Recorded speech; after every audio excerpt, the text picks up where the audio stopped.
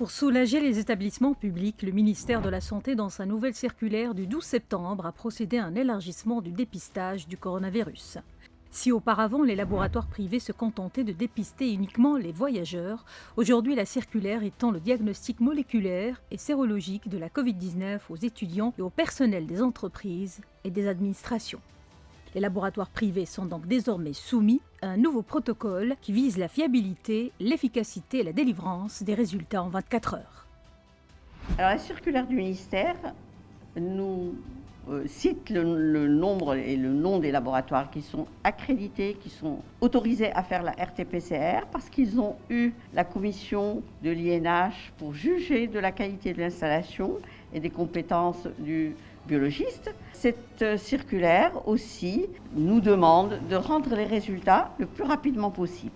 En 24 heures, les laboratoires privés ont parfois des difficultés à le faire parce que la pression de la demande est très importante.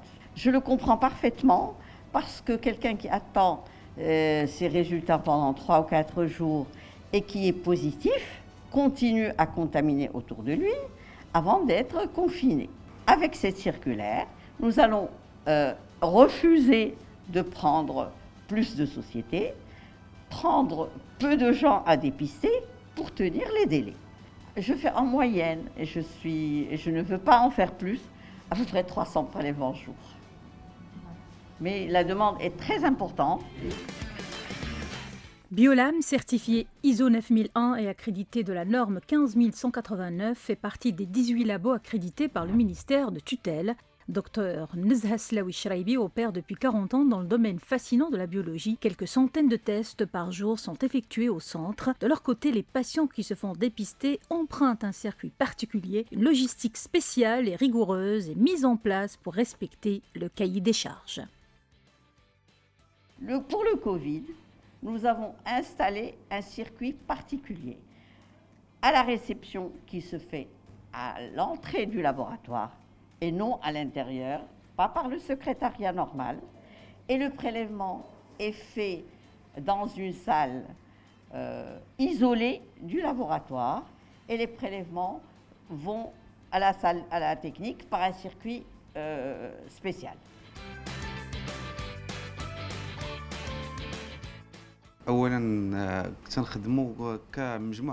Nous avons tendance à travailler en groupe en suivant un circuit bien déterminé. Tout d'abord, quelques-uns de nos collaborateurs assurent constamment la désinfection des salles avant même que nous procédions au prélèvement pour les tests de la Covid-19.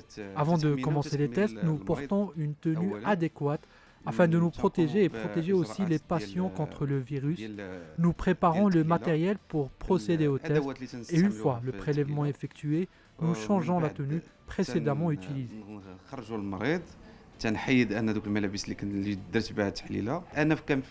En tant que professionnel exerçant dans ce laboratoire, je pense qu'avec le temps, on s'habitue progressivement à traiter de tels cas. Après tout, c'est mon travail. Si je ne le fais pas, personne ne le fera à ma place.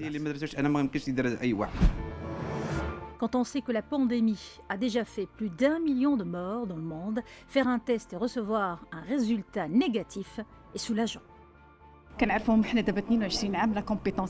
Je viens systématiquement dans ce laboratoire depuis 22 ans. Je suis contente car les résultats sont négatifs. Ma tante avait des symptômes, alors nous avons décidé de faire le test le plus tôt possible. Avant la sortie des résultats, elle était en isolement, une précaution prise pour éviter toute mauvaise surprise. Pour tous ceux qui ont la toux ou des douleurs au niveau de la poitrine, il est préférable de se faire dépister. De toute façon, on n'a absolument rien à perdre.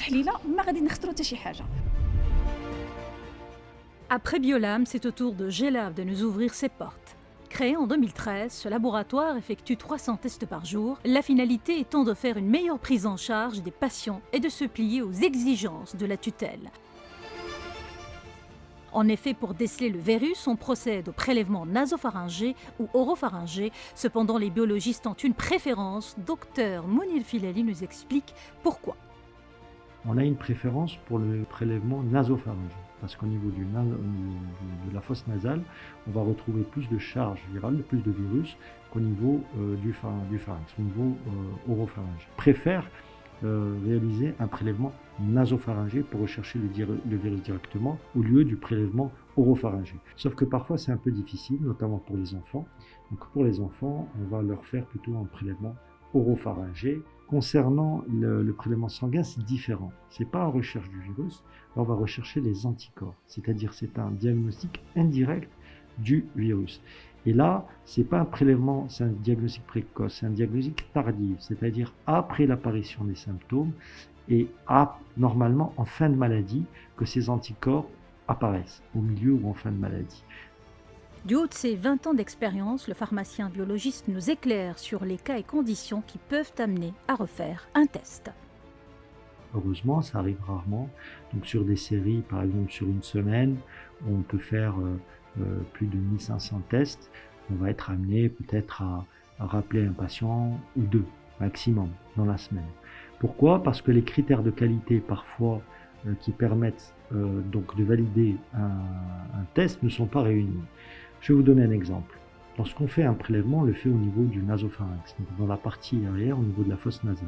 D'accord? Et donc, il se peut qu'on puisse ne pas avoir assez de matériel, donc que le prélèvement a été mal fait ou trop rapidement fait, qu'on n'ait pas assez de matériel pour pouvoir l'analyser.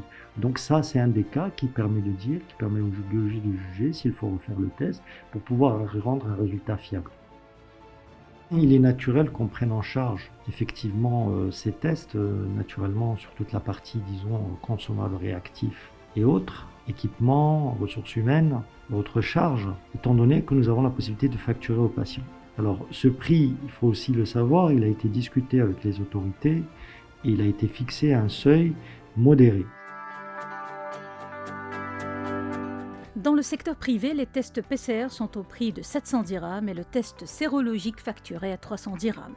Il y a plusieurs phases, le prélèvement qui s'effectue dans un endroit respectant les conditions sanitaires, l'extraction de l'ARN, c'est-à-dire le génome du virus, la détection et lecture du PCR et enfin la validation du processus par le biologiste.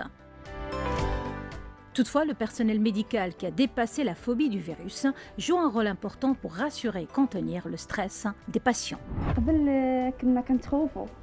Au tout début, le personnel était un peu angoissé à cause des premiers cas de contamination par la Covid-19.